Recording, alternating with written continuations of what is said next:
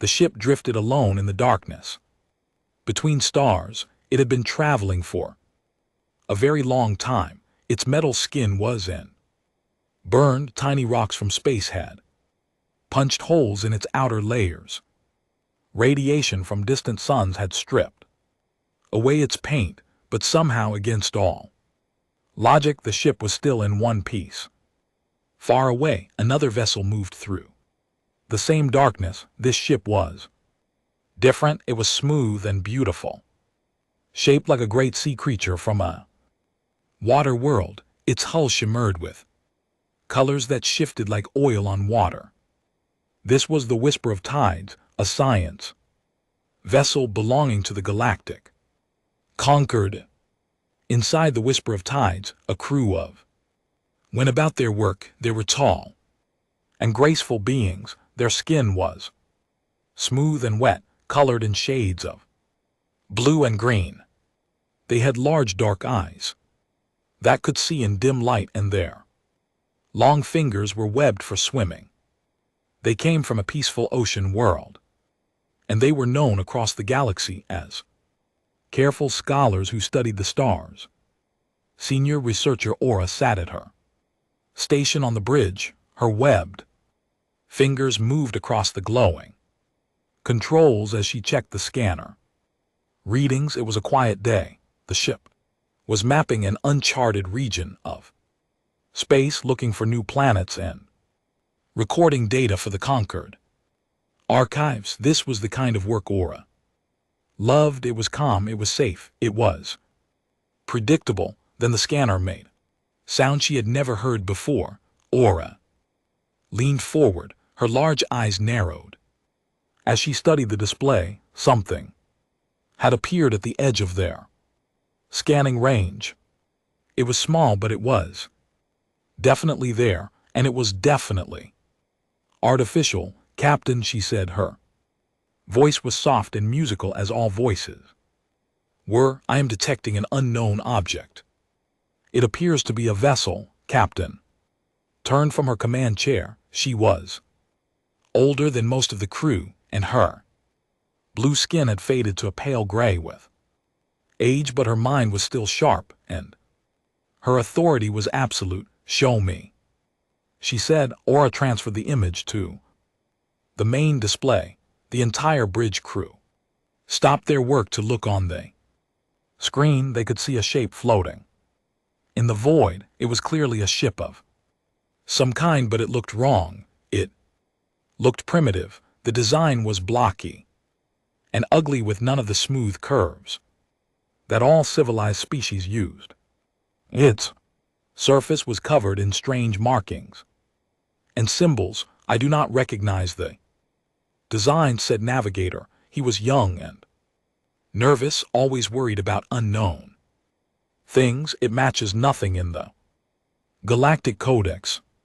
That is impossible, said First Officer. The Codex contains records of every spacefaring species in the known galaxy, every single one, and yet, said Aura, this ship is not in the Codex. I have checked 3 times. Captain stood from her chair and walked closer to the display. She studied the strange vessel for a long moment. In her many years of service, she had seen thousands of ships from hundreds of species. She had never seen anything like this. What is it made of? She asked. Aura checked her readings. The hull appears to be constructed from iron alloys and carbon composites, very basic materials, very primitive. Primitive, said. How primitive? Perhaps 1,000 years behind current Concord technology. Maybe more. A murmur of disbelief passed through the bridge crew. No species with such basic technology should be capable of traveling this far into deep space. The distances were too great. The dangers were too many. It simply could not be done. Is the vessel active? Asked Captain. Minimal power readings, said Aura. Most systems appear to be offline, but she paused, checking her display again. Her webbed fingers trembled slightly. Captain, I am detecting life signs. The bridge went silent. Are you certain? Asked. Yes.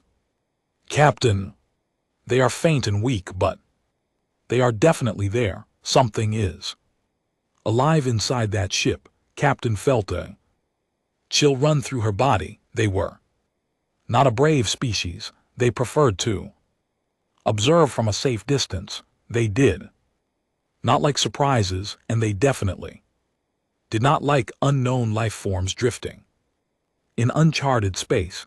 But she was also captain of the Galactic Concord. The Concord had one sacred duty above all others: to document and study all space faring civilizations. If there was a new species out there, it was her responsibility to make contact. Set a course for the vessel, she said. Approach with caution, raise our shields to maximum and prepare the first contact. Protocols. The crew hesitated. She could feel their fear. She shared it. Move, she said more firmly. That is in order. The whisper of tides changed direction and began to approach the drifting ship. As they got closer, the strange vessel became clearer on their displays. It was even more damaged than they had first thought. Entire sections of the hull had been torn open. Frozen gases leaked from cracks in the metal. One of the ship's engines was completely destroyed. How is anything still alive in there? Whispered. The damage is catastrophic. I do not know, said Aura, but the life signs remain steady. Whatever is in there, it has survived conditions that would kill any known species. Captain felt her fear grow deeper. What kind of creature could survive such destruction? What kind of being could live in a ship that was barely holding together? They moved closer still. Now they could see more details. The strain symbols on the hull were some kind of writing system, but the Concord translators could not decode it. There were small windows along the side of the ship, dark and lifeless, and thereon the front of the vessel was a name painted in large letters. Can you read that? Asked. I worked her controls.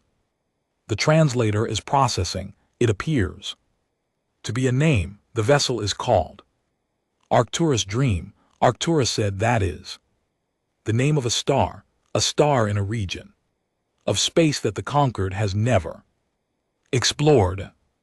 Yes, said Aura, a region we call the Silence. Another wave of fear passed through the crew. The Silence was a forbidden zone. Centuries ago, Concord exploration vessels had tried to chart that region of the galaxy. Many of them never returned. Those that did brought back reports of hostile environments, deadly radiation, and planets so dangerous that even observation probes could not survive. The Concord had declared the entire region off limits. No one went there. No one. This ship came from the Silent, said. His voice was shaking now, but nothing can survive there, the reports say. I know what the reports say, said Captain, but this ship is here and something inside it is alive. We must find out what. She turned to Aura. Can you trace the ship's origin? Point. Where exactly did it come from? I'm trying, Captain. The ship has an origin beacon, but it is encrypted. I need time to decode it. Then take the time you need. I want answers. The whisper of tides held position beside the drifting vessel. Minutes passed in tense silence as Aura worked on the encryption. The rest of the crew watched the strange ship through the windows, afraid of what they might learn. Finally, Aura made a small sound of success. I have decoded the beacon. Origin coordinates are here. A star map appeared on the main display. It showed a small yellow star in the heart of the Silent, around the star orbited several planets, and one of those planets was highlighted in red, the origin point of the mysterious ship. What is that world? Asked Captain Aura. Searched the conquered archives. The planet has a designation in our old records. It was surveyed by long-range probes over 1,000 years ago, before the silence was declared forbidden. The name is Terra 3. What do we know about it? Very little. The survey probes could not get close enough for detailed scans. Planet's environment was too hostile. Aura pulled up the ancient data files. Terra 3 orbits at a distance that allows liquid water on its surface. It has a thick atmosphere composed primarily of nitrogen and oxygen. Oxygen said that is a corrosive gas. It destroys organic tissue. Yes, the atmosphere of Terra 3 contains approximately 21% free oxygen. Breathing it would be fatal to most known species. Aura continued, reading the old records. The planet also has extreme temperature variations. Some regions drop far below the freezing point of water, others rise high enough to kill most life forms in minutes, so it is said. That explains why we never explored it. It is more than I. Captain. Aura's voice had become very quiet. Much more. She brought up the planetary classification system. Every world in the known galaxy was assigned a class number based on how dangerous it was. Class 1 worlds were perfect for life, peaceful paradises with gentle climates and no predators. Class 5 worlds had some dangers but were still livable. Class 10 worlds were extremely hostile, suitable only for the hardiest species. The classification for Terra 3 filled the screen, and every on the bridge felt their heart stop. Class 15. That was survival probability 0.2%. That cannot be correct, said Class 15 is the maximum rating. It is reserved for planets where survival is essentially impossible. The data is accurate, said Aura. Terra 3 is not just hostile. It is one of the most dangerous worlds ever recorded. She began reading the survey details, her voice growing more horrified with each word. The planet has constant tectonic activity, earthquakes, volcanic eruption. The crust is unstable across most of the surface. The oceans cover 70% of the world and contain predatory life forms of extreme size and aggression. Predators in the oceans, said weakly. What about the land? Worse, the land masses host predators in every environment. Forests, deserts, mountains, frozen regions, all of them contain creatures designed to kill. But the most dangerous element is not the large predators. Aura looked up from her display. Her large eyes were filled with fear. Terra 3 hosts microscopic organisms, bacteria, viruses, parasites. Organisms so small they cannot be seen, but capable of destroying a body from the inside. Some of them can kill within hours. Others take years, slowly consuming their host. The planet is covered in invisible death. The bridge was silent. No one could speak. The idea of such a world was beyond their comprehension. There is more, said Aura. The planet star produces harmful radiation.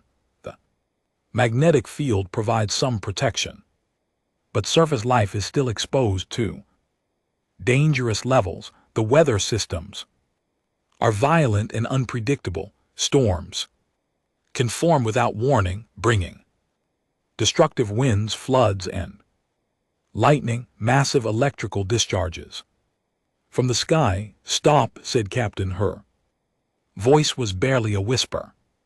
I have heard enough. She stared at the display. showing the drifting ship, the Arcturus. Dream, a vessel from a Class 15, a world where survival was supposed to be impossible. But something had survived there. Something had not just survived, but thrived. Something had built a civilization, developed technology, and constructed a ship capable of traveling between the stars. This cannot be real, said. No intelligent species could evolve on such a world. The conditions would kill them before they could develop. It goes against everything we know about how life works, and yet, said, the ship is here. The life signs are real. Something from that impossible world is floating beside us right now. She made a decision. It terrified her, but she made it anyway. Prepare a boarding team, she said. We are going inside that ship. Captain said, that is extremely dangerous. We do not know what is in there. If the creature from a Class 15 world is hostile, if the creature from a Class 15 world wanted to harm us, we would probably already be dead, said. Whatever survived that planet, whatever crossed the stars in a broken ship and is still alive after all this time, I need to see it. I need to understand it. This is the most important discovery in conquered history. I will not run away from it. The boarding team assembled in the airlock. There were 6 of them, including Aura, who had volunteered. Despite her fear, they wore protective suits and carried scanning equipment. They had no weapons. They did not believe in weapons. The airlock cycled open and they crossed the short distance to the Arcturus. Dream, the strange ship's airlock was different from theirs, but they managed to force it open using their tools. The interior was dark and cold. Their lights cut through the blackness, revealing a cramped corridor lined with pipes and cables. The construction is very basic, said one of the team members. No elegance, no efficiency. Everything is functional but crude. They built what they needed with what they had, said Aura. For a species from a Class 15 world, simple survival is already a miracle. Artistic design would be a luxury. They moved deeper into the ship. The damage was even worse on the inside. Panels had been torn from the walls. Wires hung loose from the ceiling. In some places, the floor was covered with a dark substance that might have been dried blood. The life signs are coming from ahead, said Aura, checking her scanner. 1 level down, in what appears to be a cargo bay, they found a ladder and climbed down. The cargo bay was larger than the corridors, but still cramped by standards. Containers were stacked against the walls, held in place by straps and nets, and there in the corner of the bay, their lights found the survivor. It was sitting with its back against the wall. It was wrapped in a thin suit that covered most of its body. The suit was torn in several places, and the skin beneath was pale and strange. The creature had 4 limbs, 2 legs, 2 arms, and a single head with 2 forward-facing eyes. Its body was covered in patches of some kind of fiber, maybe hair, and it was watching them. The boarding team froze.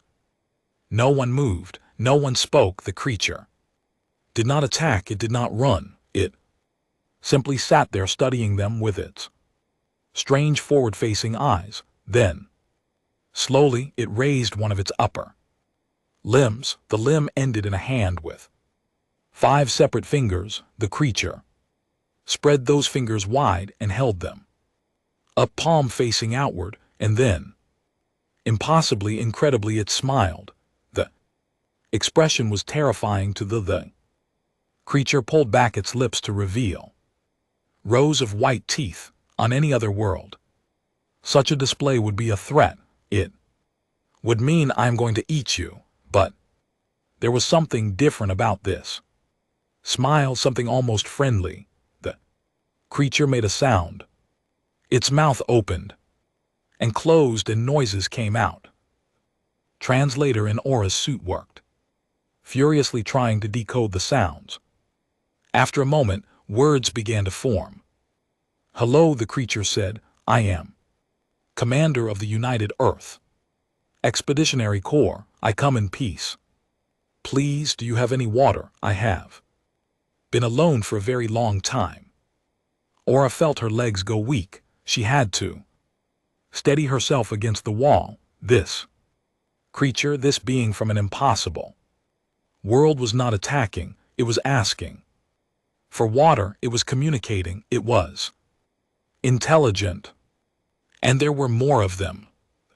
Creature had said United Earth. That meant there was a planet, a civilization, an entire species of these beings living on a Class 15 building. Ships reaching for the stars, the galaxy, would never be the same. Aura stepped forward. Her fear was still there, but something else was growing alongside it. Curiosity, wonder, the need to understand. I am Senior Researcher Aura, she said, of the Galactic Conquered Vessel.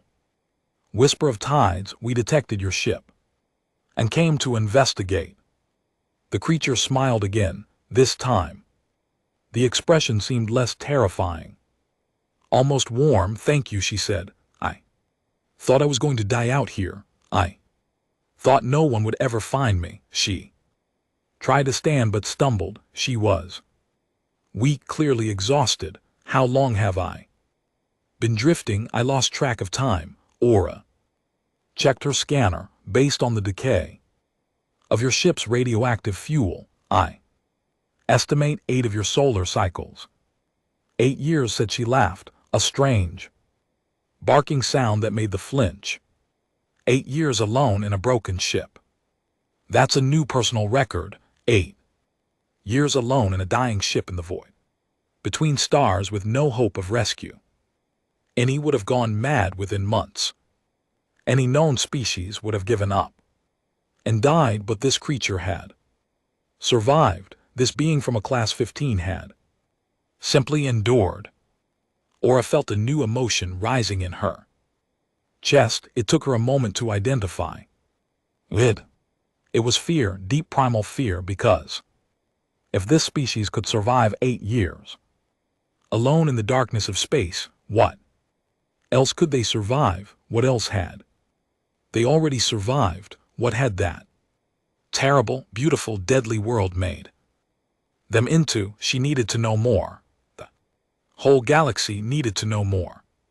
But as she looked into strange forward-facing eyes, she wondered if the galaxy was ready for the answer. The medical bay of the Whisper of Tides was not designed for creatures like the beds were too soft, made for bodies that needed constant moisture. The air was too humid, thick with the water vapor that the amphibious crew needed to breathe comfortably. The lights were too dim, adjusted for eyes that had evolved in the dark depths of an ocean world, but did not complain. She sat on the edge of a bed that was wrong for her in every way, drinking water from a container that was not shaped for human hands, and she seemed perfectly content. This is the best water I have had in years, she said. Clean, fresh, no recycled taste.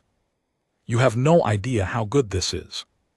Senior Researcher Aura stood at a careful distance, watching the human with a mixture of fascination and fear. In the hours since they had brought aboard, the crew had been struggling to understand what they were dealing with. Their medical scanners had analyzed the human's biology, and the results had been disturbing. Your body, said Aura, is from ours. Looked up. Her forward-facing eyes focused on Aura with an intensity that made the Uncomfortable, that was a predator's gaze. Eyes that faced forward were designed to track prey, to judge distance for an attack. Eyes were on the sides of their heads, made to watch for danger from all directions. The difference said everything about how their species had evolved. Different, Howl asked. Your blood contains iron, said Aura, the same metal we use to build ships. It flows through your body, carrying oxygen to your cells. Yes, that is how human blood works. Is that strange to you? We use copper in our blood. Most species do. Iron is toxic to us. Made that barking sound. Again laughing, she had called it iron. Is toxic to you? That is interesting. What else did your scanners find? Aura hesitated. She did not want to offend this creature, but she also needed to understand. Your body is filled with bacteria, trillions of microscopic organisms living inside you. Many of them could cause deadly infections in other species, but they seem to be helping you, living with you in balance. Ah, yes, the gut bacteria. We need them to digest food properly. Without them, we would starve. You have made peace with organisms that would kill us. You have turned them into allies. Shrugged. It was a strange gesture, lifting of the shoulders that seemed to mean she did not think the matter was important. We did not have a choice. They were there from the beginning. We evolved together. Captain entered the medical bay. She had been speaking with the Galactic Concord headquarters, reporting the discovery of the human ship. The response from headquarters had been immediate and alarming. They wanted to know everything about this new species. They wanted to know if humans were a threat. Commander said, I have been reviewing the information about your home world, the planet you call Earth. What would you like to know? Moved to a display panel and activated it.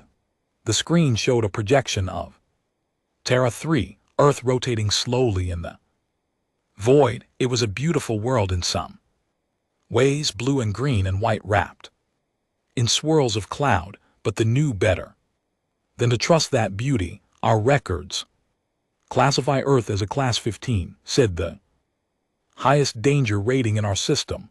I need to understand how your species survived there. Stared at the image of her home. For a moment her expression changed. Something soft entered her eyes, something that might have been longing or love. Then she blinked and the softness was gone. Earth is not easy, she said. I will not pretend it is, but it is home. We adapted. Adapted to what exactly? Stood from the bed. She was taller than and her movements were strange. Direct, efficient, almost aggressive. When she walked, it was with a purpose. That suggested she was always ready to move quickly. Let me tell you about Earth, she said. She pointed at the image on the display. That blue color is water. Oceans, they cover most of our planet. The water is filled with salt, so we cannot drink it. We have to find fresh water from rivers and lakes and rain. For most of our history, finding clean water was one of our biggest challenges.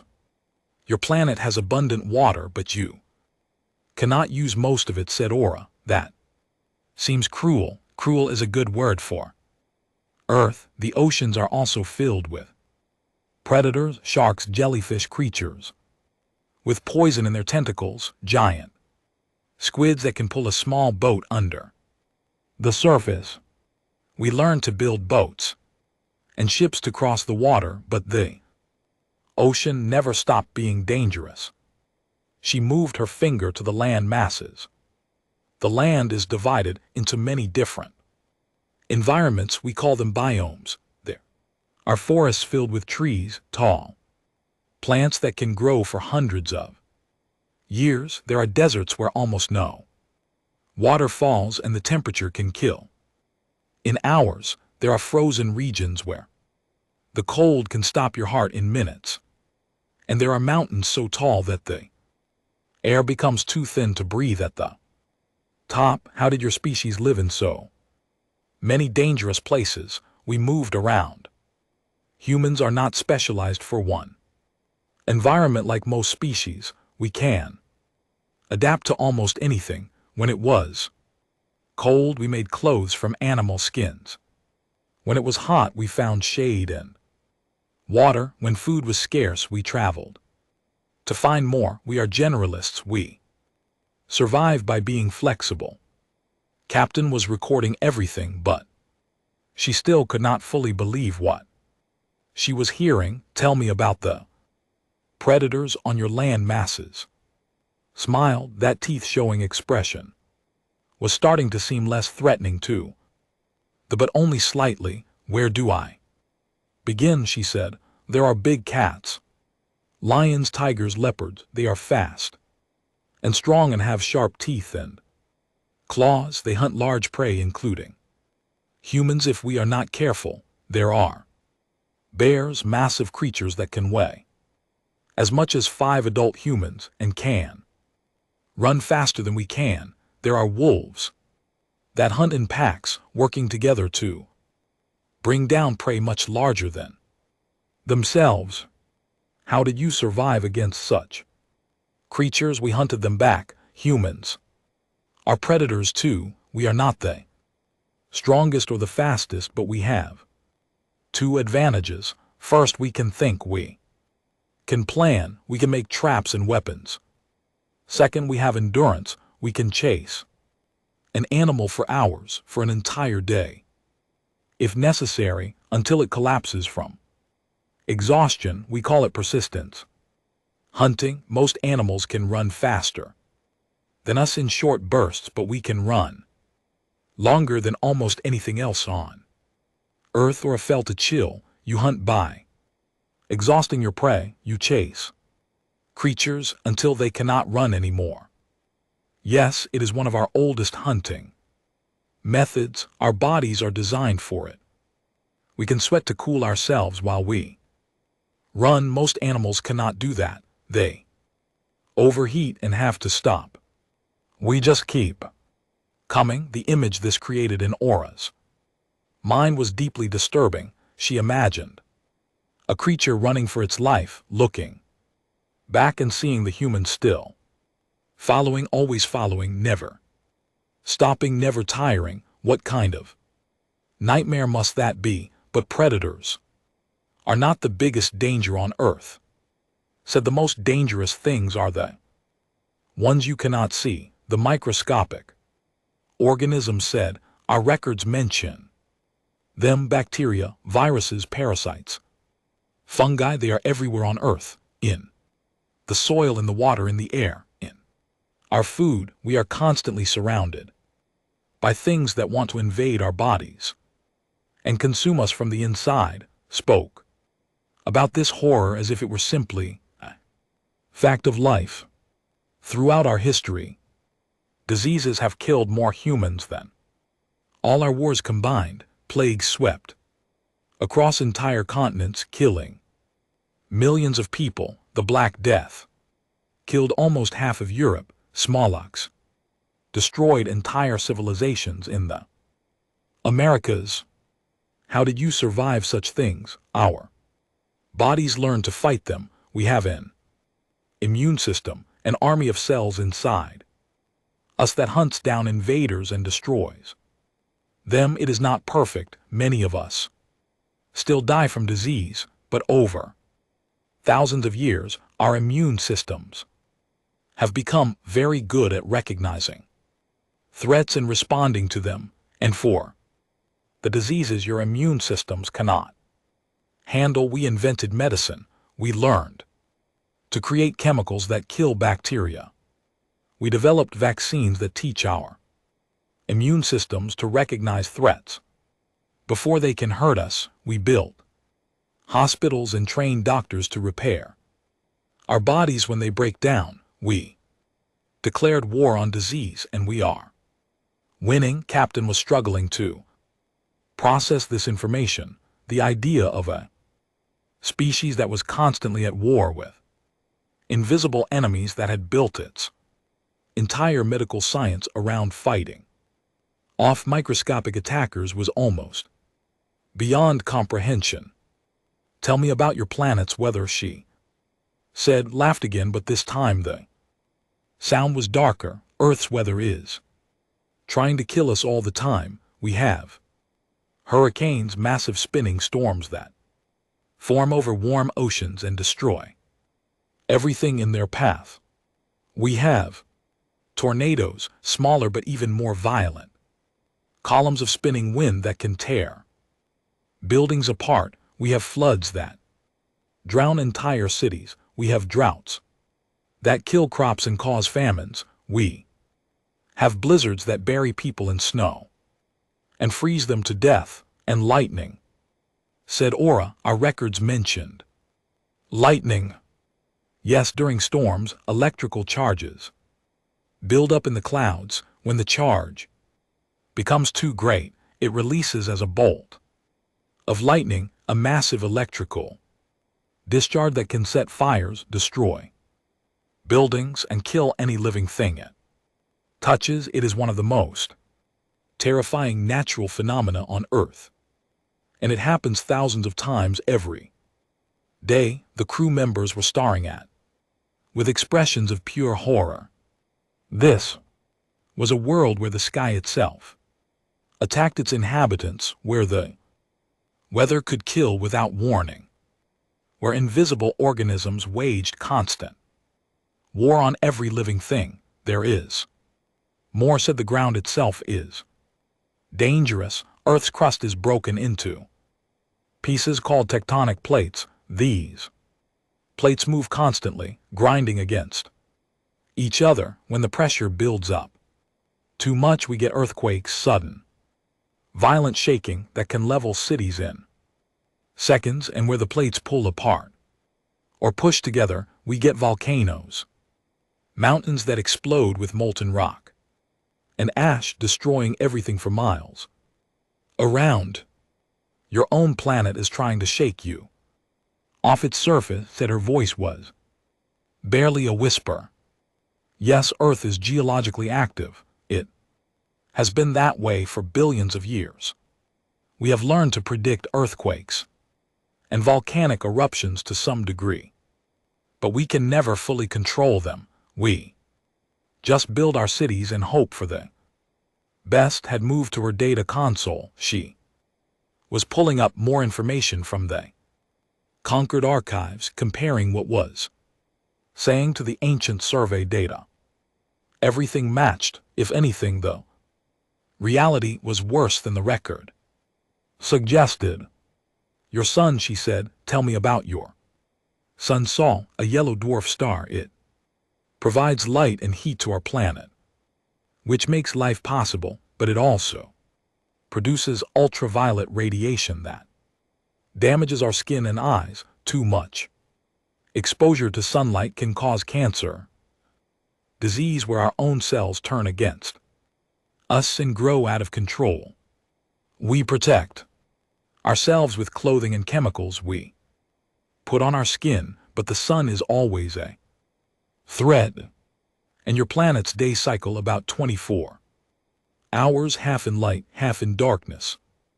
Our bodies are designed to sleep during the dark period, but modern humans have learned to function in both. Some of us work at night and sleep during the day.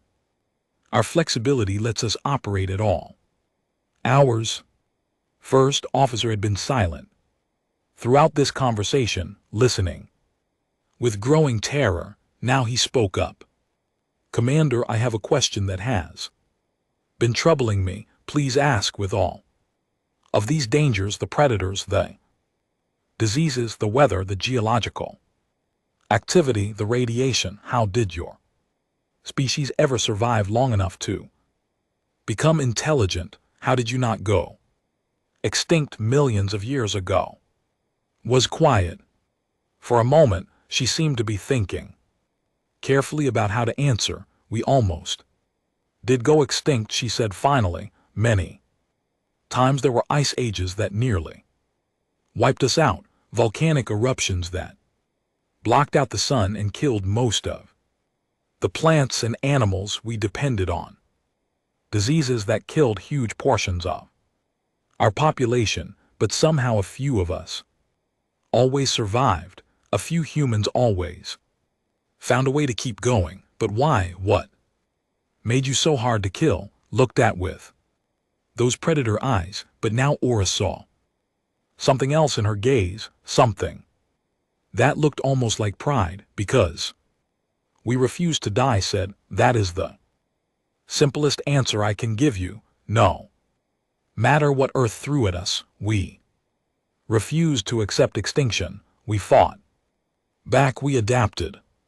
We changed ourselves in our world to give ourselves a better chance. When the ice came, we made fire and clothes. When predators hunted us, we made weapons. When disease killed us, we invented medicine. When food ran out, we learned to farm. Every challenge Earth presented, we found a way to overcome. She walked back to the display, showing her home world. Her hand reached out and touched the image gently, as if she could feel the blue oceans and green forests through the screen. Earth is harsh, she said. Earth is deadly. Earth has been trying to kill us for our entire existence, but Earth also made us strong. Every danger we survived made us tougher, smarter, more determined. We are the children of a world that shows no mercy, and that world shaped us into survivors. Captain understood now. She understood why the conquered predictive models had failed. Those models assumed that life on a Class 15 world would be stunted, primitive, forever struggling just to exist. They never accounted for the possibility that such conditions might produce something extraordinary. Your species was forged in fire, she said. Yes, said, and we are still here. We did not just survive Earth, we conquered it. We built cities that span continents, we rivers and moved mountains. We split the atom and reached for the stars. Earth made us what we are, and now we are spreading beyond Earth to find new worlds, new challenges, new things to survive. She turned to face the crew. Her expression was calm, but there was something fierce burning behind her eyes. I know I must seem frightening to you, a creature from a world of death and danger, but I want you to understand something. We did not become strong because we wanted to hurt others. We became strong because we had to. We had no choice. It was adapt or die, fight or perish. And now that we have reached the stars, we are not looking for enemies. We are looking for friends, for allies, for others who have survived their own challenges and made it to the void. Aura felt something shift inside her. The fear was still there, but it was joined by something new. Respect, admiration, perhaps even hope. You said there are more of you, she said. On Earth, how many? Smiled. The last count I heard before I left on my mission was approximately 8 billion. The number hung in the air. 8 billion. 8 billion creatures forged on a Class 15. 8 billion survivors. Captain felt her legs weaken. She had to sit down. 8 billion, she repeated, and they all want to come to space. Many of us, yes, we are explorers at heart. We always want to know what is over the next hill, across the next ocean, beyond the next star. It is in our nature. Earth is our home, but the universe is our destination. Looked at her crew. She saw the fear on their faces, but she also saw the wonder. They were witnessing history, the discovery of a species that should not exist. that every rule of survival, that had turned a world of death into a launching pad for the stars. We need to contact the Galactic Concord Council. She said they need to know about this. All of it. Of course, said, but if I may ask a favor first, what is it? I would like to send a message to Earth. My people will be worried about me. They will want to know that I am alive and that I have made first contact with an alien civilization. They will want to come find me. Hesitated the idea of more humans coming here, perhaps many more, was terrifying, but it was also inevitable. Earth knew how to build ships. Earth had sent this explorer into the void. Earth would send more. Yes, she said, you may send your message, but I want you to include something in it. What? Tell them we come in peace. Tell them we want to be friends. Tell them. She paused, searching for the right words. Tell them the galaxy is ready to meet humanity. Smile widened. For the first time since they had met her, she looked truly happy. Thank you, she said. You will not regret this. Humans can be difficult sometimes, but we are loyal friends.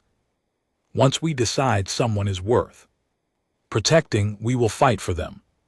Against anything, even against our own world. She began working with Aura to set up a communication link. In a few hours, a message would travel across the stars to a blue-green planet circling a yellow sun, and when that message arrived, everything would change. The children of the were about to introduce themselves to the galaxy. The days that followed were the strangest in Aura's life. The message to Earth had been sent. Now they waited for a response. And while they waited, the crew of the Whisper of Tides had a chance to learn more about their human guest. What they learned challenged everything they thought they knew about the universe. Recovered quickly, this itself was remarkable. When they had found her, she had been dehydrated, malnourished, and exhausted after 8 years alone in a failing ship. Any member of a known species would have needed weeks or months of medical care. Was on her feet and asking for solid food within 3 days. Your healing rate is abnormal, said medical officer, studying his scanner readings. Your body is repairing itself faster than our equipment can measure. Humans are good at healing, said. She was eating something from a nutrient pack that had no food suitable for humans, so she had to make do with basic supplements. We evolved to survive injuries that would kill most creatures. Broken bones, deep cuts, infections. Our bodies can recover from almost anything if we give them time. What about limbs? Asked. Can you regrow lost limbs? No, unfortunately not, but we can build artificial replacements, prosthetics. Some of them are so advanced now that they work better than the original limbs. Flexed her fingers. I once knew a soldier who lost both legs in combat. They gave him mechanical replacements. Within a year, he was running faster than he ever could before. The idea of replacing body parts with machines was disturbing to their culture. Valued the natural body, unchanged and unmodified, but they were beginning to understand that humans had a different relationship with their bodies. For humans, the body was a tool to be maintained, repaired, and improved as necessary. Aurora spent most of her time with the humans. Seemed to enjoy talking, explaining her world and her species to an audience that found everything she said fascinating and horrifying. They would sit in the common area of the ship, sharing meals, or at least sitting together while Aid and Aura absorbed nutrients through her skin and would Tell stories, tell me about your social structure, said one evening. How do humans organize themselves? Thought about the question. That is complicated. We have many different types of social organization, families, tribes, cities, nations. We have spent most of our history fighting with each other about the best way to live together. Fighting with each other, you mean internal conflicts? Yes, wars. Humans have fought wars against each other since before recorded history. Wars over land, wars over resources, wars over ideas, wars over religion. We are very good at fighting. This was deeply disturbing to Aura. They had occasional disputes, but the idea of organized violence between members of the same species was difficult to understand. Why would you fight your own kind? She asked. Many reasons. Sometimes we fight because we want what others have. Sometimes we fight because we believe different things and cannot accept that others disagree. Sometimes we fight because we are afraid. Expression darken. Sometimes we fight because we like it. There is a part of human nature that enjoys combat. We try to control that part to channel it into sports and competitions, but it is always there. This frightens me, said Aura, honestly. Should humans can be very dangerous when we turn on each other. Our history is filled with terrible acts of violence and cruelty. Paused, but there is another side to that coin. The same aggression that makes us dangerous also makes us protective. When humans decide that someone or something is worth defending, we will fight for them with everything we have. We will die for our families. We will sacrifice ourselves. For our friends, we will stand against impossible odds to protect those we love. You harm those you hate and defend those you love. Yes, we contain both extremes. That is one of the hardest things about being human. We have the capacity for great evil and great good, and the line between them is not always clear.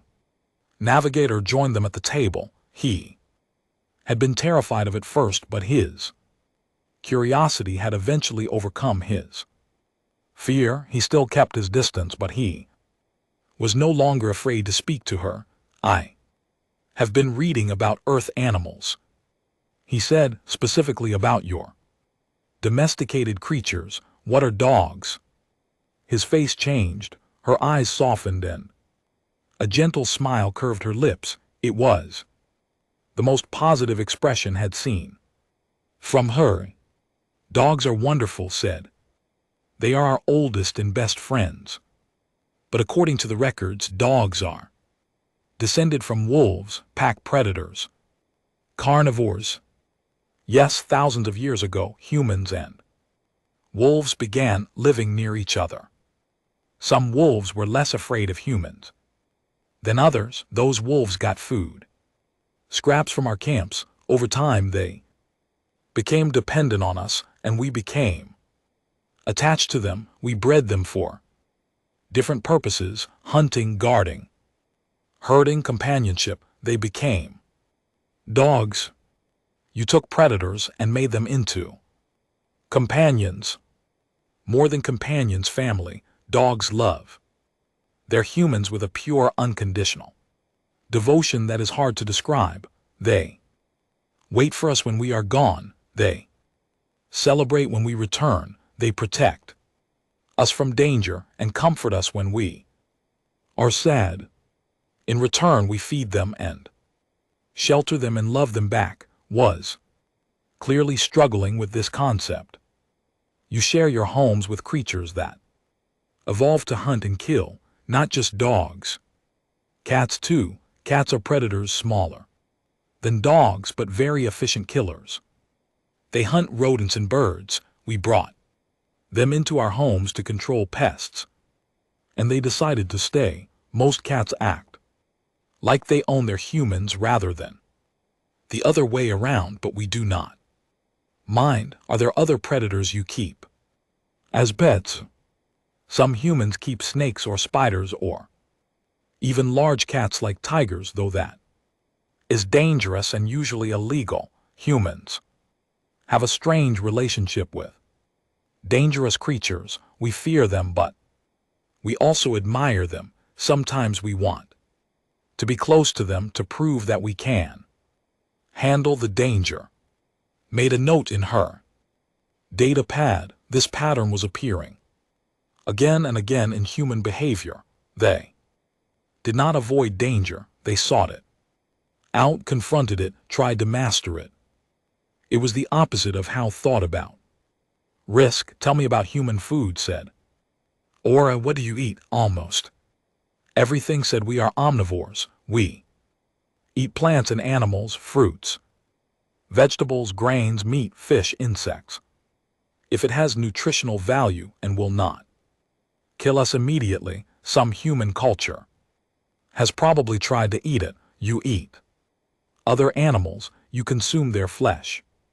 Yes, we are predators. Remember, meat is an important part of our diet. It provides protein and nutrients that are difficult to get from plants alone. We raise animals for food, cattle, pigs, chickens, and we hunt wild animals as well.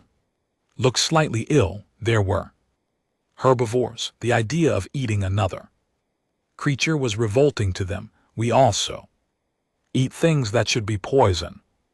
Continued, there is a chemical called capsaicin. It is produced by certain plants as a defense mechanism. It causes intense pain and burning sensations when consumed.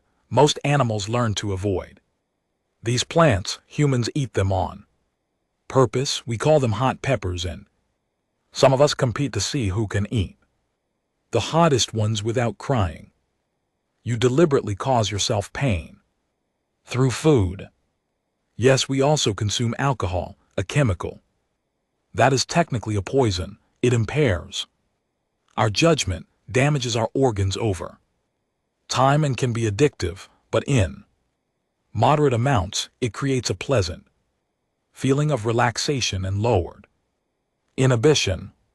Almost every human culture has developed some form of alcoholic drink. You poison yourselves for pleasure. When you put it that way, it sounds bad, but yes, we also consume caffeine, a stimulant that keeps us alert and focused, and nicotine, another addictive chemical that we absorb through smoking dried plant leaves. Humans have a complicated relationship with substances that alter our minds and bodies. Was writing furiously. Every detail shared revealed a species that lived in constant dialogue with danger. They did not just survive threats, they sought them out, consumed them, made them part of their daily lives. What about your sleep cycles? She asked. How much do humans sleep? Typically about 8 hours per day, though some people need more or less. We usually sleep at night and are active during the day, but we can adapt to different schedules if necessary. Soldiers, medical workers, factory workers, many humans work through the night and sleep during the day. Can you function without sleep for a limited time? The record for staying awake is about 11 days, but that caused serious health problems. Most humans can push through 1 or 2 nights without sleep if necessary, but our performance decreases significantly. After about 3 days without sleep, we start to hallucinate and lose touch with reality. What happens if you sleep too little? Over a long period, our health suffers, our immune system weakens, we become irritable and make poor decisions. Eventually it can kill us, but humans are notorious for not getting enough sleep. We have so many things we want to do that we often sacrifice sleep to do them. First officer had been listening from across the room. Now he approached his curiosity finally overcoming his caution. I have been studying your ship, he said to the Arcturus Dream. I have some questions about its design. Of course, your ship uses chemical rockets for propulsion, very primitive by our standards, but the fuel mixture is highly volatile, extremely dangerous. One small malfunction could cause a catastrophic explosion.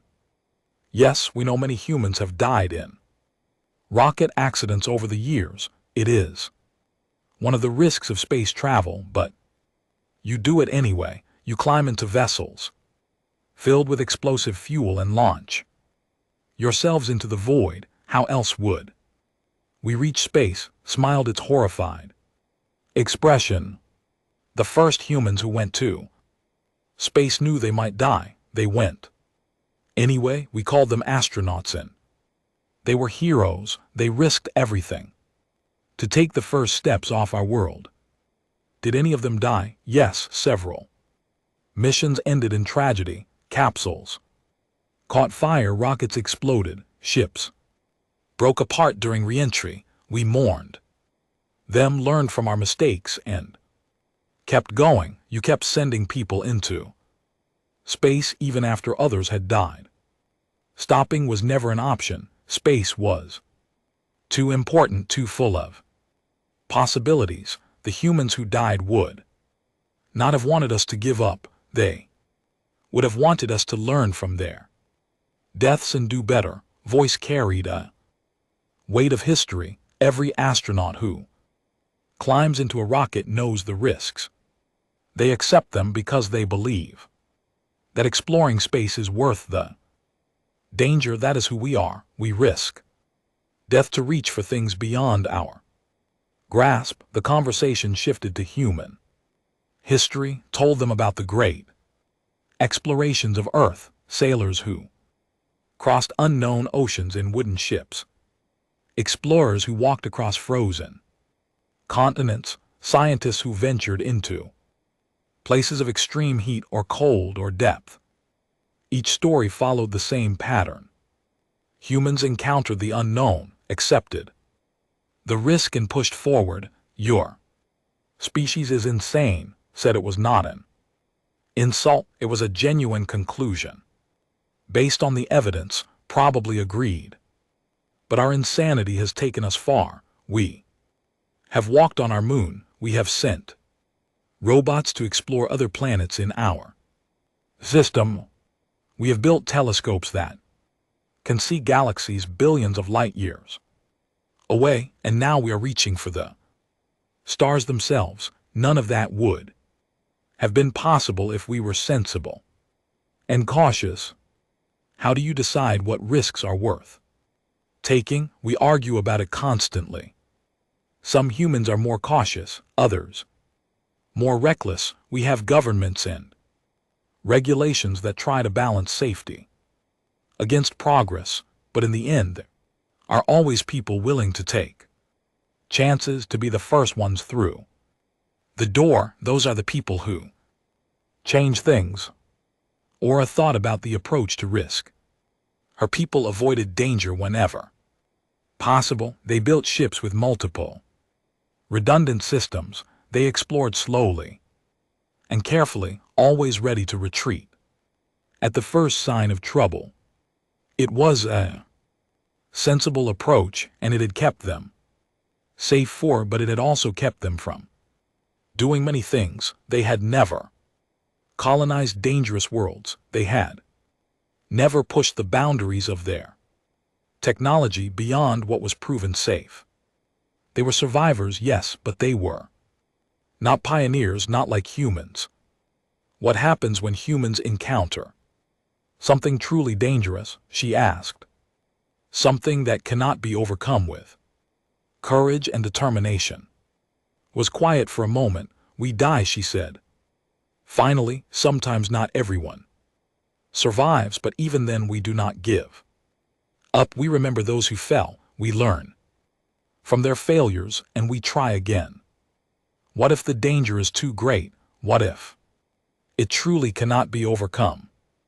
Then we find another way. We change ourselves, we change our tools, we change our approach.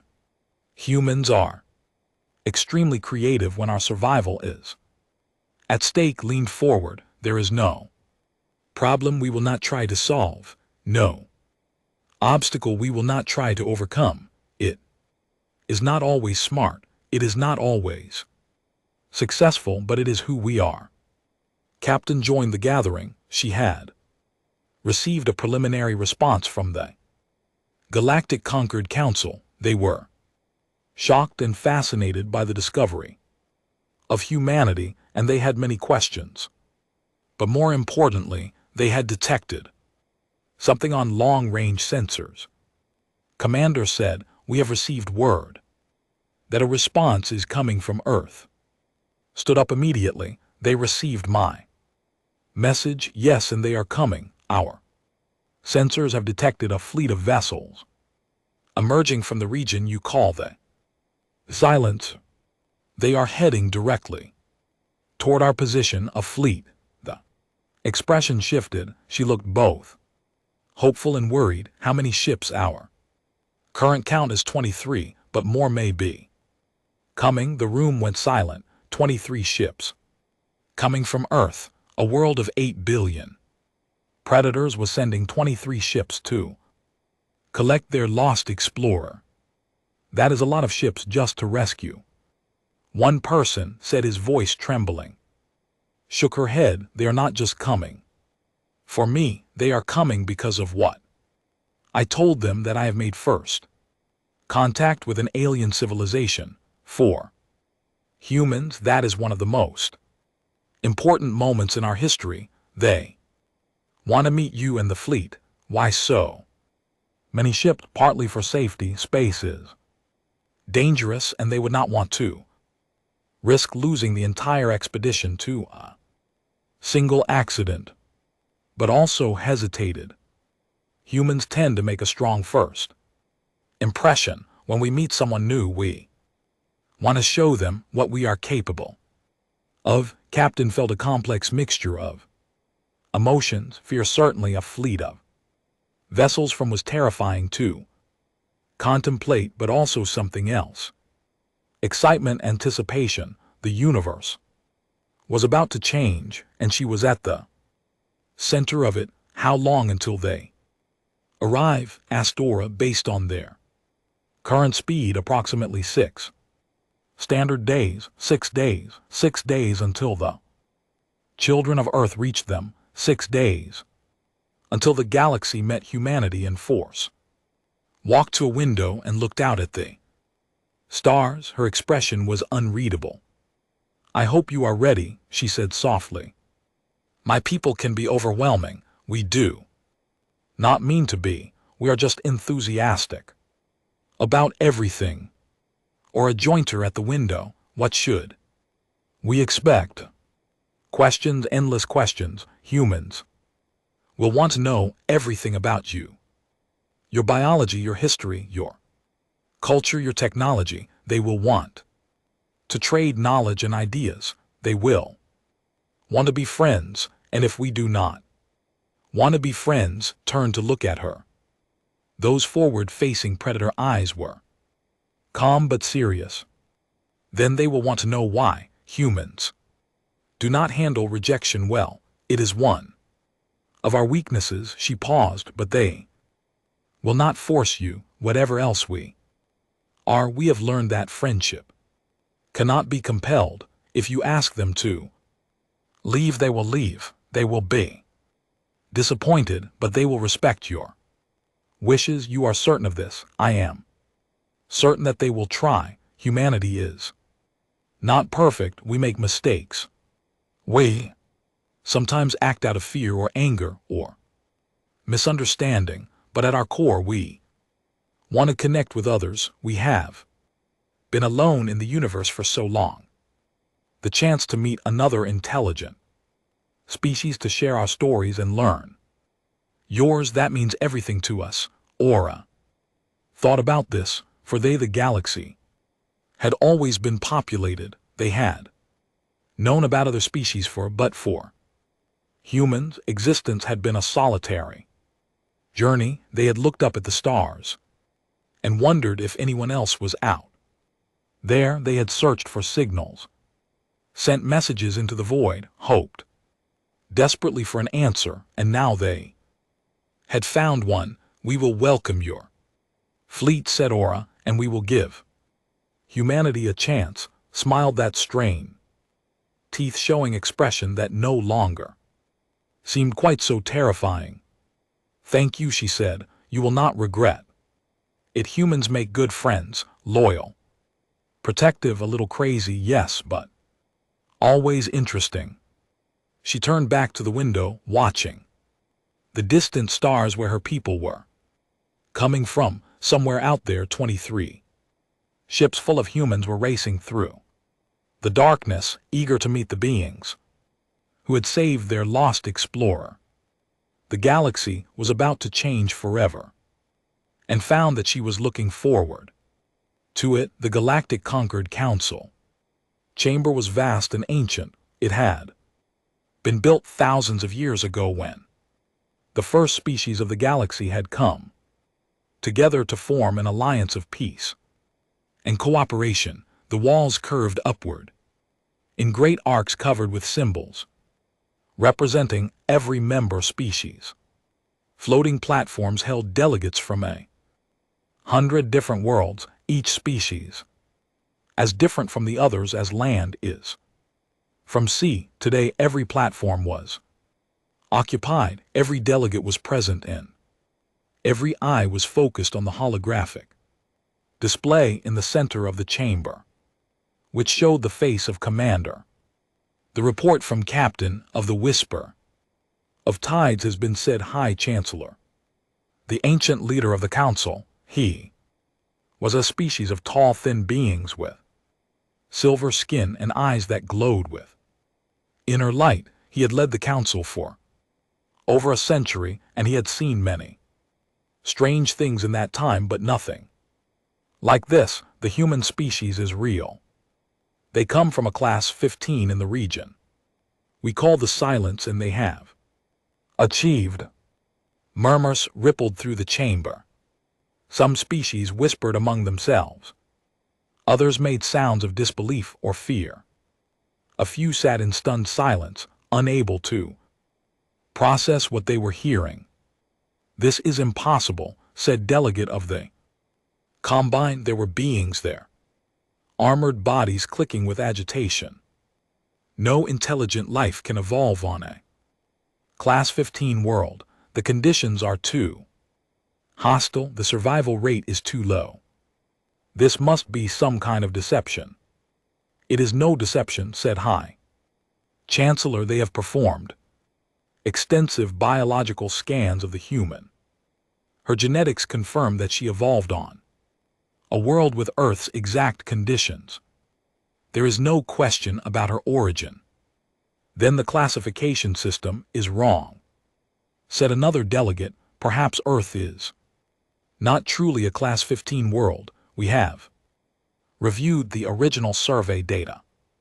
Earth meets every criterion for Class 15 classification. If anything, the actual conditions may be worse than our records indicate." The chamber erupted in chaos.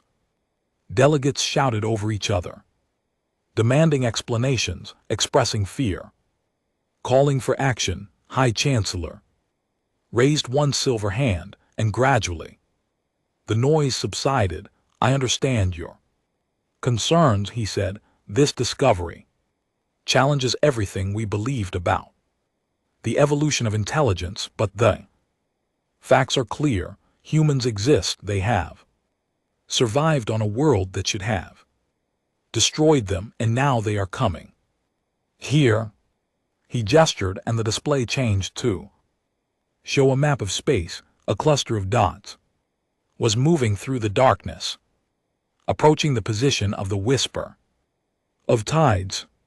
23 human vessels were detected leaving their home system. they are traveling at speeds that suggest a primitive but functional faster than light drive. At their current rate, they will reach our scout vessel in approximately 4 days.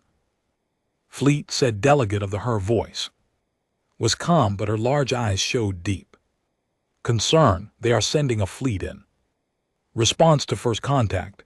Is this a show of force? Unknown. Commander claims that humans are coming to rescue her and to meet us peacefully, but we have no way to verify her intentions or the intentions of her species. Then we should prepare for the worst, said delegate. If these creatures survived a Class 15 world, they are dangerous beyond measure. We should mobilize our defensive forces and prepare to contain the threat. On what grounds?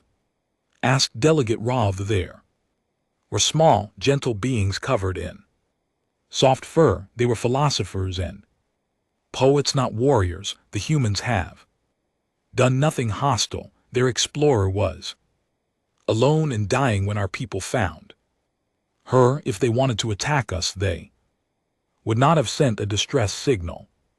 They did not know we existed until we found them. Now that they know, everything changes. The debate continued for hours. Some delegates argued for immediate military action, insisting that humanity was too dangerous to allow into the galactic community. Others called for patience, pointing out that the Concord's founding principles required them to offer peace to all space-faring species. A few suggested simply wait to see what the humans would do. High Chancellor listened to all of them. When the arguments finally began to repeat themselves, he called for silence. We have heard many perspectives, he said, but before we make any decisions, I believe we need more information. I have asked a specialist to address the Council. Dr. L is our foremost expert on the study of alien minds. She has been reviewing all available data on human behavior. A new figure rose on one of the platforms. Dr. L was a light captain, but her scales had the deeper blue color of a scholar who spent most of her time indoors studying archives. She looked nervous facing so many delegates, but her voice was steady when she spoke. Thank you, High Chancellor. I have been analyzing the conversations recorded between Commander and the crew of the Whisper of Tides. What I have learned is complex. She activated her own display, showing images and data alongside her words. Humans are indeed dangerous. Their bodies are built for endurance and conflict. They evolved as pursuit predators capable of chasing prey until it collapses from exhaustion. They have survived countless threats that would have destroyed any other species. Ice ages, plagues, natural disasters, even impacts from large space objects. This confirms our concerns, said Delegate. Please let me finish. Yes, humans are physically dangerous, but their psychology is equally complex. They are not mindless killers. They have developed rich cultures, diverse philosophies, and sophisticated moral systems. They create art and music. They write poetry and tell stories. They have concepts of justice, mercy, and compassion. Predators can still appreciate beauty. Said that does not make them safe. You are correct, but consider this. Humans have a concept called empathy. They can imagine themselves in the position of others, can feel what others feel. This ability extends beyond their own species. Commander described how humans protect creatures that provide them no benefit. They save animals from extinction, care for injured wildlife, even adopt predators as beloved companions. They keep predators as pets, said Delegate Ra. I read that in the report. It is strange but perhaps also touching. It suggests that humans are capable of forming bonds with beings very different from themselves. This is relevant to our current situation. If humans can befriend wolves and cats, species that once threatened them, perhaps they can befriend us as well. Dr. L changed her display to show images from Earth. Cities filled with towering buildings, vehicles moving through crowded streets, spacecraft launching into the sky. There is another factor we should consider. Humans are extremely adaptable. They have taken materials from their dangerous world and shaped them into tools for survival and expansion. Their technology is primitive by our standards, but it is advancing rapidly. The first human-powered flight occurred only about 200 of their years ago. Within 60 years, they had reached their moon. Now they are building ships that can cross interstellar distances. Their rate of technological advancement is alarming, said High Chancellor. Yes, if they gain access to conquered technology, they will adapt it quickly. Within generations, they could match or exceed our capabilities. Dr. L paused. This is why I believe we have a choice.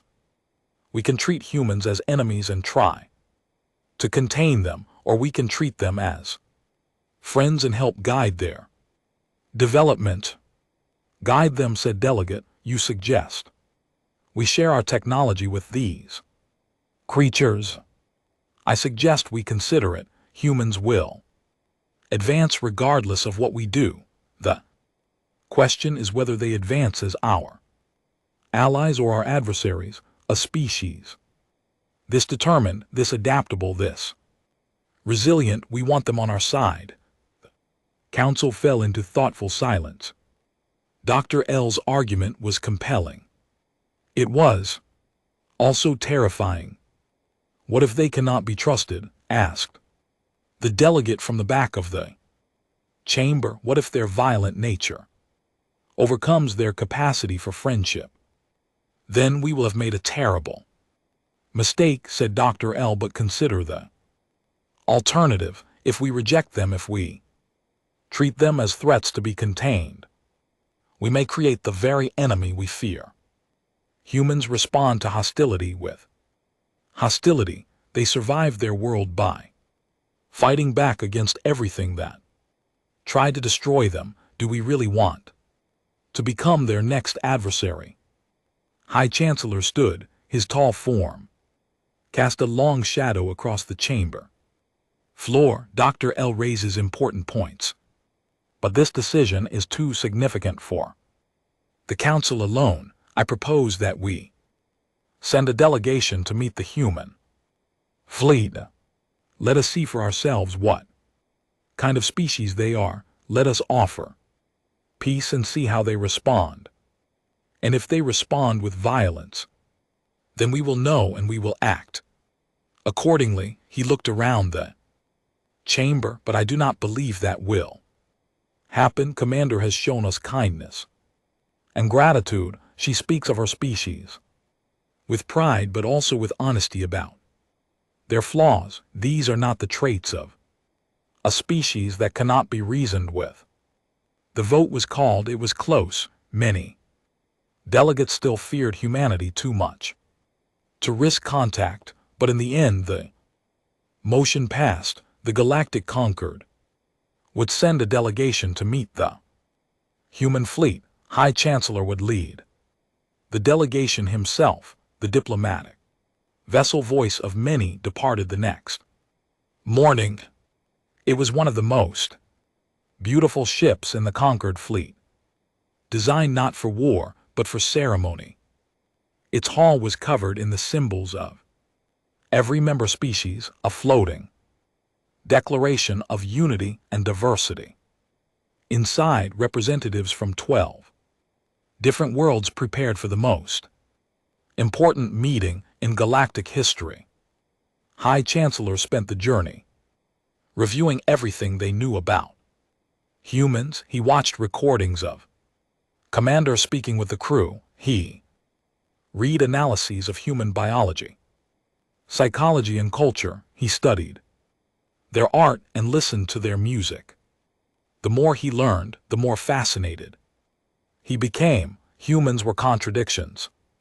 Made flesh, they were violent and gentle, selfish and generous, fearful and courageous.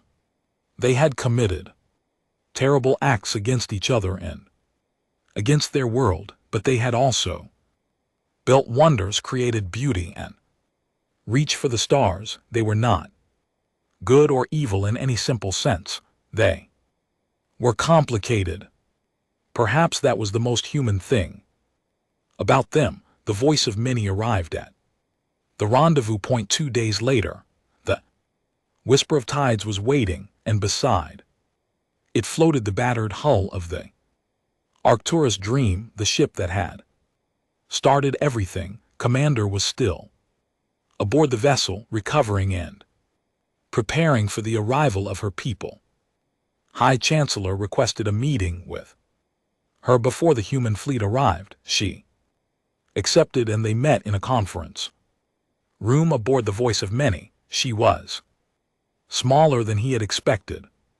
All the reports had emphasized how dangerous humans were, how resilient and aggressive, but the woman who sat across from him looked tired and thin. She had survived 8 years alone in space, and the experience had left marks on her body and in her eyes. High Chancellor, she said, "Thank you for coming. I know this must be frightening for your people." It is, he admitted. "We have never encountered a species quite like yours. You challenge many of our assumptions about how intelligent life develops. Earth has a way of breaking assumptions." She smiled slightly. "May I ask why you wanted to meet before my fleet arrives?" "I wanted to understand you, not humans. In general, you specifically. You are the first of your kind we have encountered. You are the face of your species, at least for now. I want to know what kind of face that is." Was quiet for a moment, then she leaned back in her chair and looked at him directly. "I am not the best example of humanity," she said. "I am a soldier and explorer. I have done things I am not proud of. I have seen the worst parts of my species. And the best parts. I do not know if I can represent all 8 billion of us. No. One can represent an entire species, but you can represent yourself. Tell me who you are, Commander. Tell me what matters to you." She thought about the question for a long time. When she finally spoke, her voice was soft but clear. "I am someone who wanted to see what was beyond the horizon. Ever since I was a child, I looked up at the stars and wondered what was out there. I joined the military because it was the path to space. I volunteered for the longest missions, the most dangerous assignments, because I wanted to go farther than anyone had gone before. And what did you find? Mostly darkness, cold, emptiness. Space is vast and silent and lonely. I spent years traveling through nothing, seeing no one, hearing no one. There were times I thought I would go mad." She paused. "But I also found beauty. I saw stars being born. I watched comets streak across the void. I stood on moons that no human had ever touched and looked back at the small blue dot where all my people lived. It was worth every moment of loneliness and fear. And now you have found us. Yes, and everything changes." She met his glowing eyes. "I know you are afraid of us. I understand why. We are not a peaceful species. We have done terrible things to ourselves and our world, but we are trying to be better. We are trying to learn from our mistakes, and we are very, very eager to have friends in the universe. Why? Why does friendship matter to your kind? Because we have been alone for so long, because no matter how many of us there are, we have always felt isolated in the cosmos, because we believe that life is precious and every intelligent species that exists is a miracle worth celebrating. Her voice grew stronger. We did not come here to conquer or destroy. We came here because we hope that we were not alone, and now that we know we are not alone, we want to reach out. We want to share. We want to belong to something larger than ourselves. High Chancellor listened carefully. He had lived for centuries. He had met countless beings from countless worlds.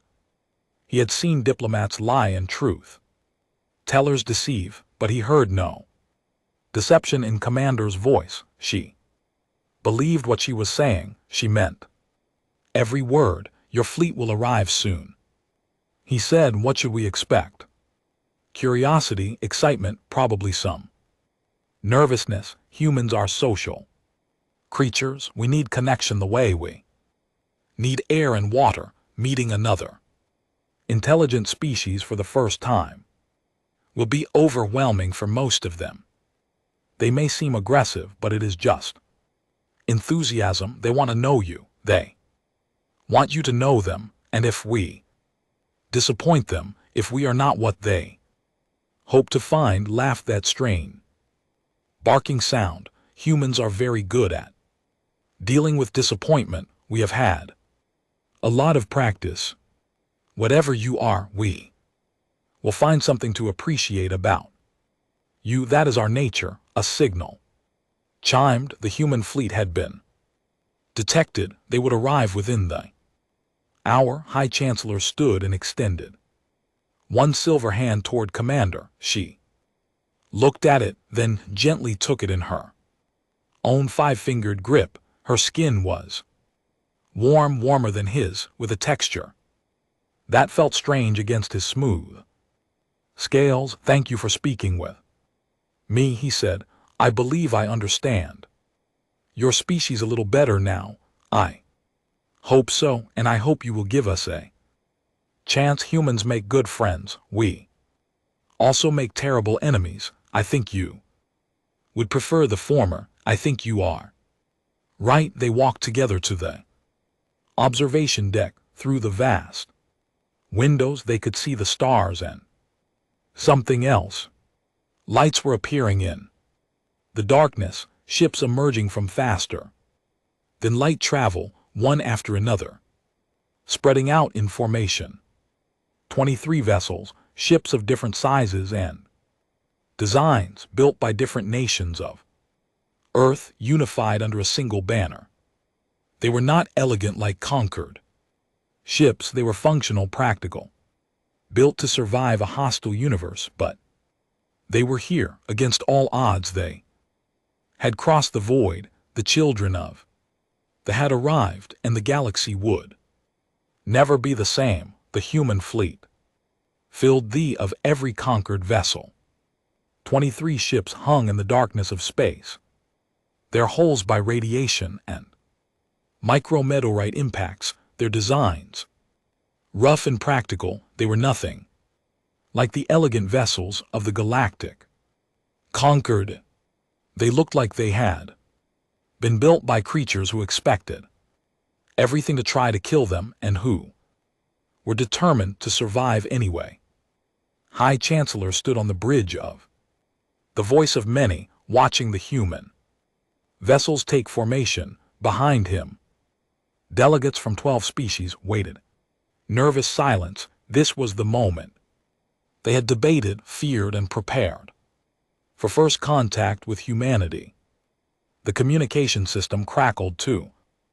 Life, this is Admiral Way of the United Earth Expeditionary Corps commanding the vessel Dawn of Discovery. The voice was calm and controlled, speaking through universal translator that rendered the words into the conquered standard language.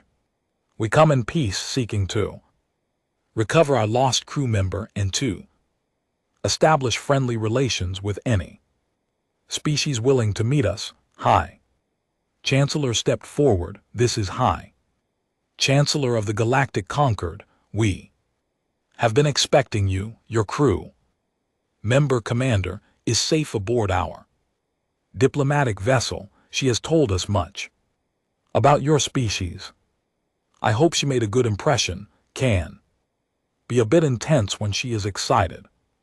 She was informative. We have learned a great deal about Earth and humanity. It has been a difficult education. There was a pause when Admiral spoke. Again, there was a hint of humor in his voice. I imagine it was, our world is not gentle and neither are we, but we mean you no harm. We have traveled very far to meet you, then let us meet. Would you be willing to come aboard our vessel? We have prepared a space.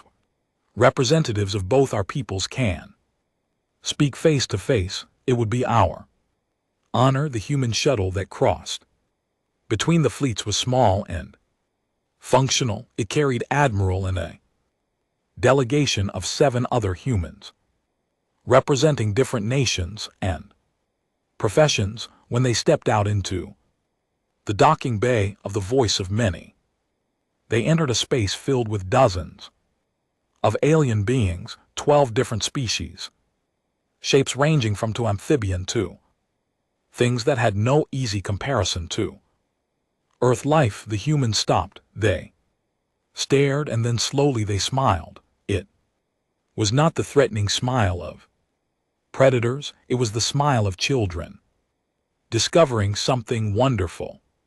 Their eyes moved from alien to alien, taking in every detail, filled with amazement and joy. Hello, said Admiral. He was an older man with gray hair and lines around his eyes that suggested many years of hard service, but his face was bright with wonder. We have waited a very long time for this moment. On behalf of all humanity, thank you for giving us this chance. High Chancellor stepped forward. Welcome to the Galactic Concord, Admiral. We have questions for you, many questions.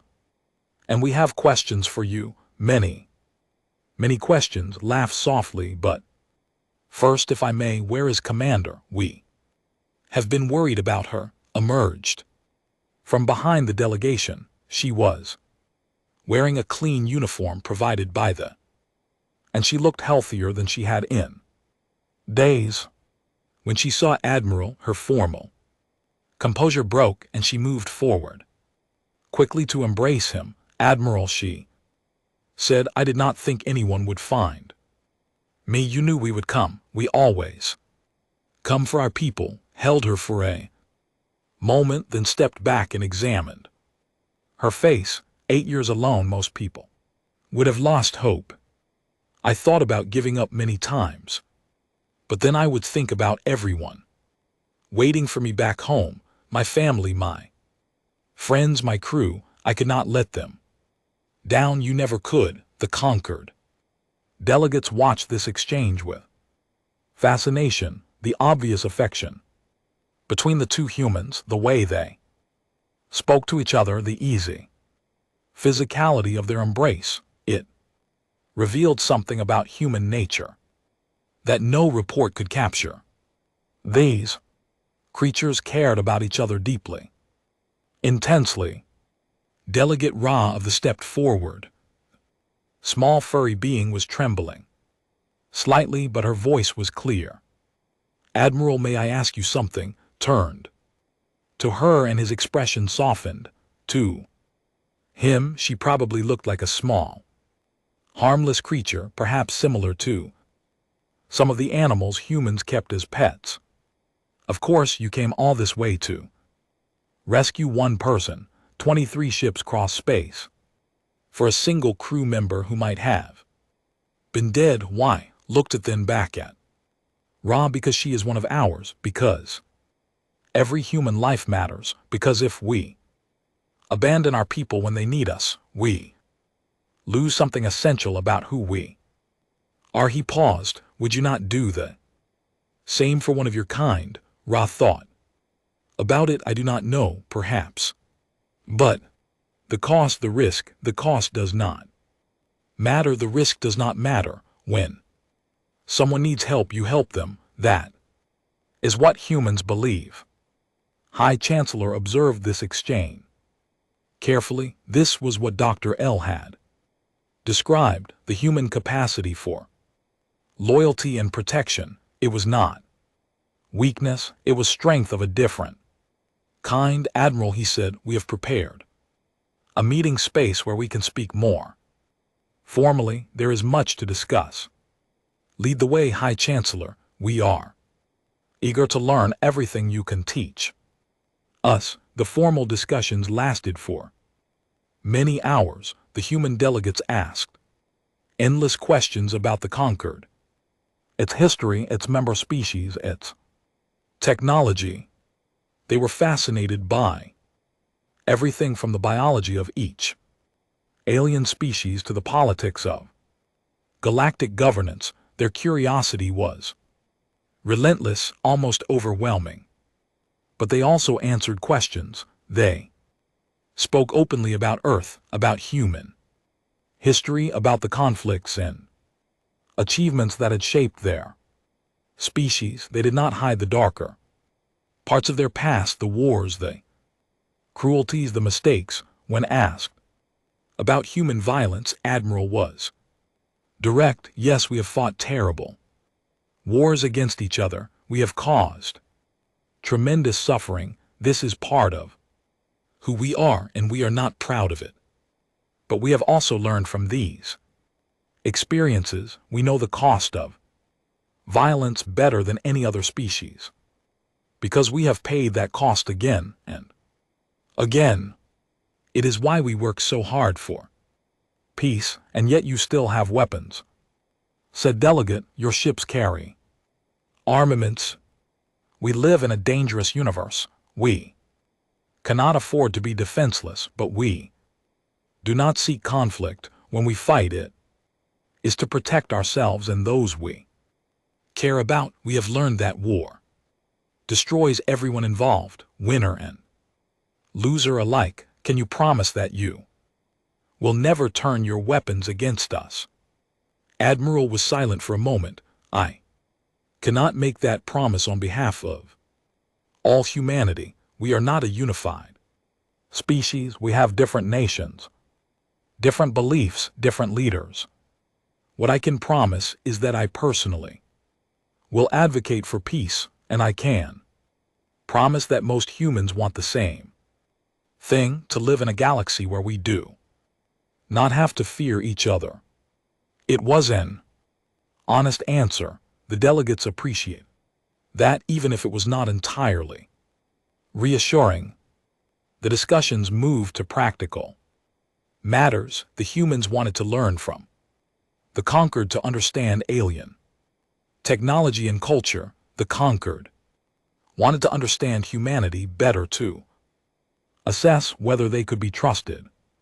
With advanced knowledge, they negotiated carefully, neither side willing to commit to more than they were ready for.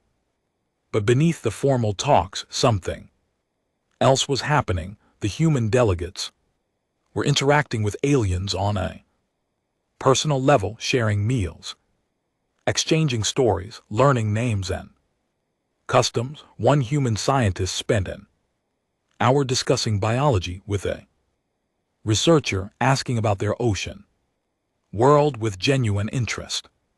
A human pilot taught a young engineer how to play a simple card game. A human diplomat listened patiently while a delegate explained the complex social structure of their hive. It was not diplomacy in the formal sense, it was something more basic. Humans were doing what they did best, making connections, building relationships, turning strangers into friends.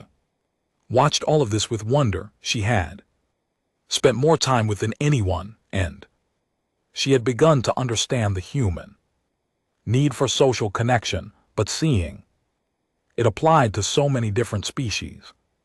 At once was remarkable, humans reached out instinctively, naturally, as if forming bonds with others was as essential to them as breathing. She found sitting alone near a window, looking out at the gathered fleets. "Your people are impressive," said Aura. "They have only been here for a few hours and already they are making friends with species they never knew existed." Smiled, "We cannot help it, humans are social creatures, we need connection the way we need food and water. Being alone is painful for us, finding others to share our lives with, that is what makes us happy, even others so different from yourselves, especially others different from ourselves. Different is interesting. Different teaches us new things. Different makes us grow, turn to look at. Aura, you are different from me in every possible way, and yet in the time I have known you, you have become my friend. I care about what happens to you. I want good things for you. Is that strange?" Aura felt something warm bloom in her chest. "It is strange," she admitted, "but it is also welcome. I have felt the same way about you. Then perhaps that is the beginning, two friends from two worlds. And from here maybe more friendships can grow. Maybe someday humans and will be allies, partners, family in some larger sense. Family, a human concept, the people we are connected to, who we care for and who care for us. It does not require blood relation. It requires only love and commitment." Reached out and gently touched Aura's webbed hand. "You found me when I was dying alone in the void. You saved my life among my people. That creates a bond. You are family now, whether you want to be or not." Aura did not know what to say. Family, it was such a simple word, but from a human it seemed to carry immense weight. "Hi." Chancellor approached them. His silver face was thoughtful, his glowing eyes soft with contemplation. "Commander," he said, "may I speak with you privately for a moment?" "Of course, High Chancellor." They walked together to a quiet corner of the observation deck. The stars shone beyond the windows, ancient and eternal, watching the meeting of civilizations as they had watched all things since the beginning of time. "I have observed your people today," said, "I have listened to your admiral and your scientists and your diplomats. I have watched how you interact with species you have never met, and I have one question that I must ask you. Please ask. Your world tried to destroy you. Every day of your existence, you faced death in 1,000 forms. You survived by fighting, by enduring, by refusing to yield. I understand all of this." He paused. "What I do not understand is how you became kind. How did your species develop compassion, generosity, the desire to help others? These traits do not seem like survival advantages. They should have been eliminated long ago." Was quiet. For a long moment, she looked out at the stars, at the fleet of human ships floating among alien vessels, at the future that was taking shape before her eyes. "That is the question, is it not?" she said finally. "How did a species forged in violence learn to be gentle? How did predators learn to love?" "Yes, that is exactly my question. I think the answer is in the violence itself." She turned to face him.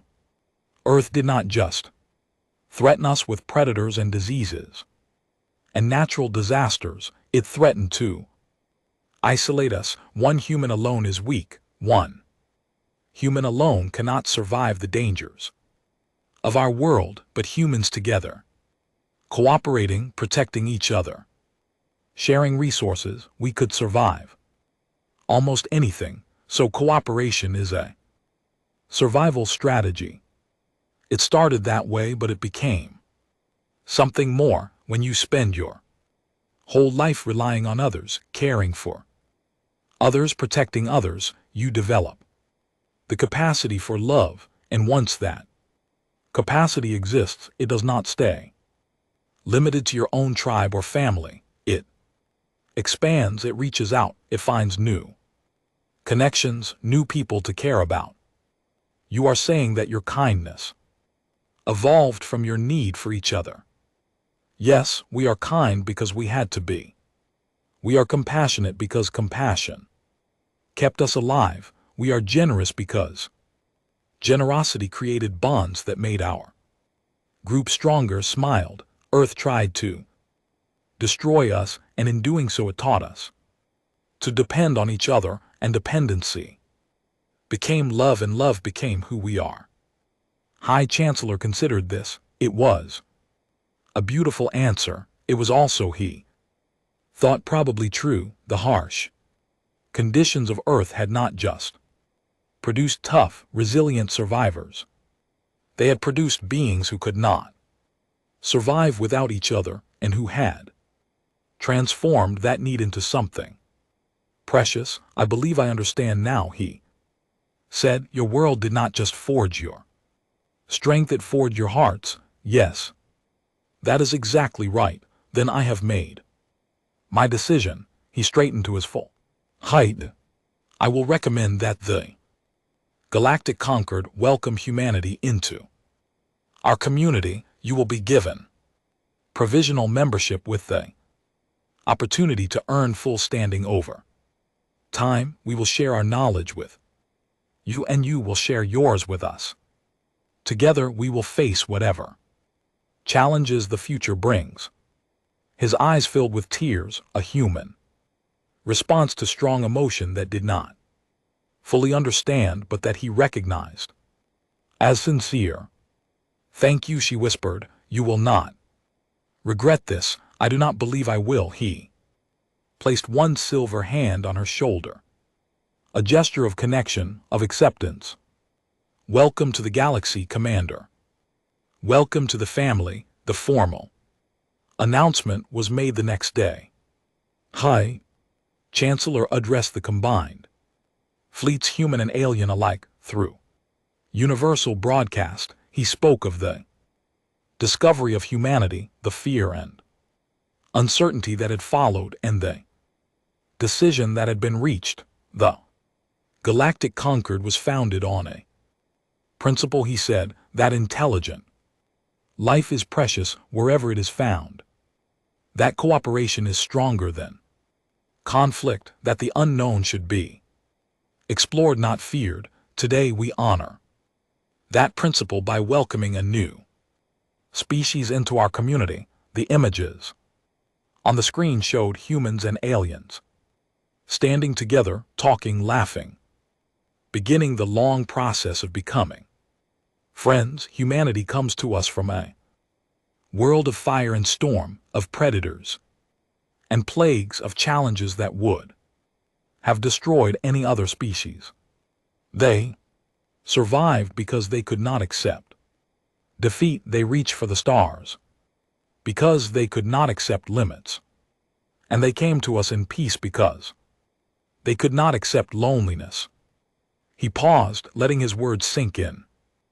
Across 100 worlds, they are not perfect. They are violent and passionate, and sometimes frighteningly determined.